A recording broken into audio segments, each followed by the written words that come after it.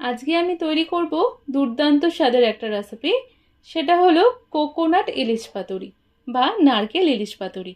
তো প্রথমে ইলিশ মাছগুলোতে নুন ও হলুদ গুঁড়ো ও লঙ্কা গুঁড়ো মাখিয়ে রেখে দেব 10 মিনিটের জন্য।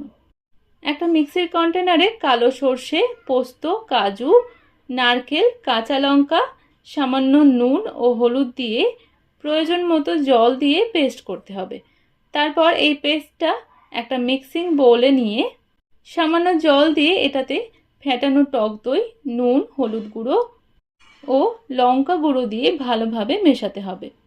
তারপর একটা টিফিন বক্সে ধুয়ে পরিষ্কার করা কলা পাতা পেতে হাফ পরিমাণে পেস্টের মিশ্রণটা দিয়ে কিছুটা পরিমাণে সর্ষে তেল দিয়ে মিশিয়ে মাছগুলো দিয়ে দিতে হবে। তারপর বাকি পেস্টের মিশ্রণটা দিয়ে ও কাঁচা সর্ষের তেল